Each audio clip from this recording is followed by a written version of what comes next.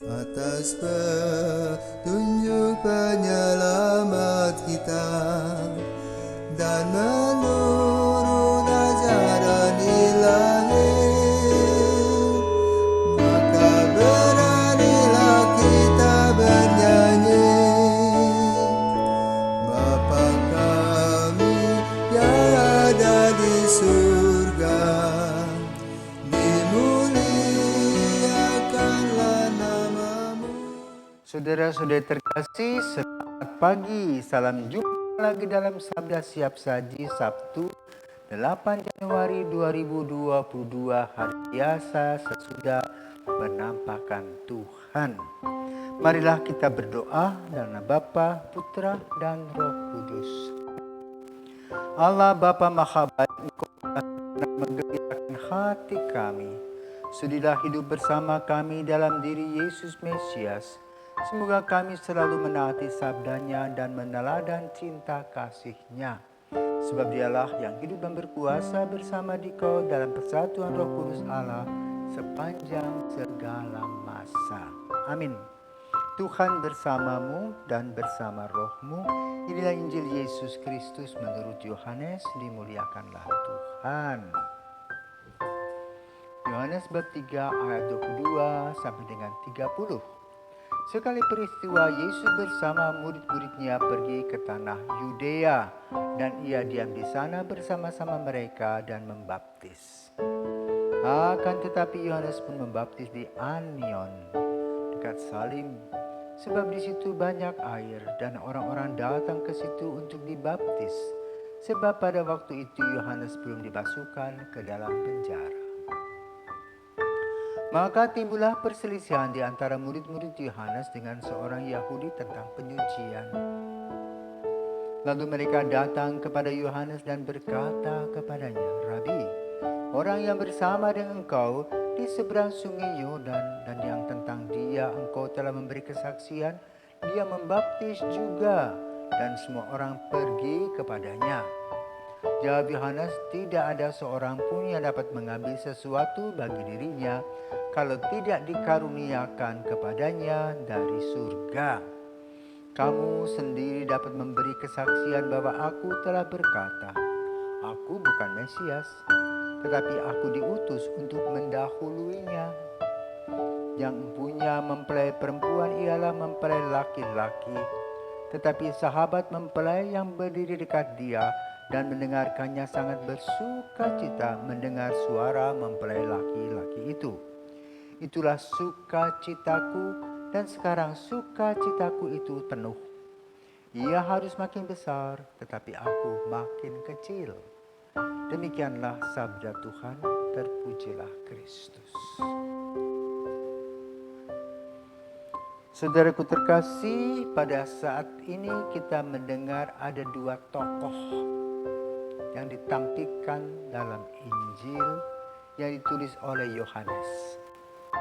Namun ada satu statement terakhir yang berbunyi, ia harus makin besar tetapi aku makin kecil.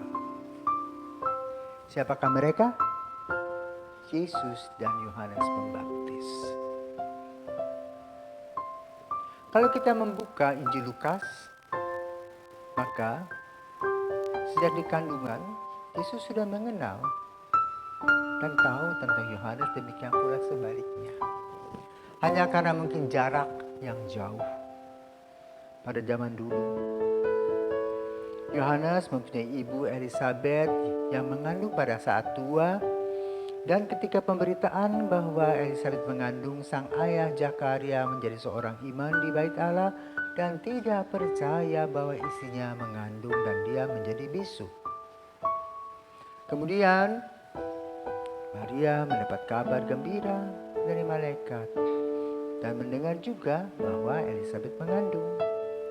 Maka setelah Maria mendengarkan kabar berita untuk dirinya sendiri dengan mengatakan, "Aku ini hamba Tuhan," maka kemudian Maria menyusuri daerah menuju ke Ain Karim, di mana Elisabet tinggal bersama dengan suaminya.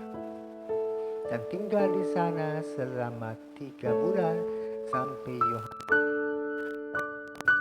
dia kembali ke Nazaret. Tuhan tahu tidak pernah relasi. Yohanes masuk dalam sebuah sekolah, tanda petik. Sekolah baru katakan itu santri zaman itu di daerah Qumran. Mereka di asrama, di mana mereka ada kolam bersama, kolam untuk mandi bersama, tempat doa bersama. Itu hanya merupakan, sekarang boleh katakan, hanya kota-kota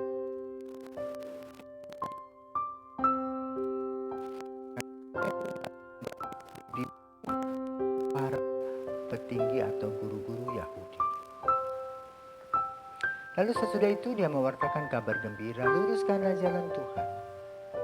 Maka pada Injil hari ini kita mendengar bagaimana Yohanes mengatakan ketika orang Yahudi dengan muridnya bertengkar tentang permandian, dia katakan memang tugasku bukan Mesias, tapi aku membuka jalan dan dialah orangnya.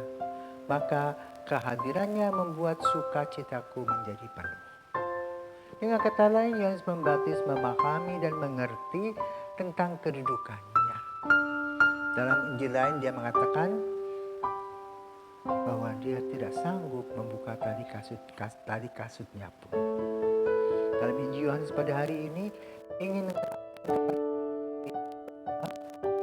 membaptis, Yesus membaptis.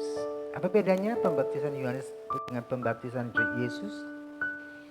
Dan Injil yang lain dikatakan, Yohanes mengatakan, aku membaptis kamu dengan air. Tetapi yang datang kemudian, di mana aku tidak sanggup membuka tali kasutnya pun, ia akan membaptis kamu dengan air dan roh. Mengapa para murid itu ngotot? Ya, waktu maklumlah mereka tidak paham siapakah Yesus. Dan mereka mempunyai ketaatan kepada Yohanes Pembaptis.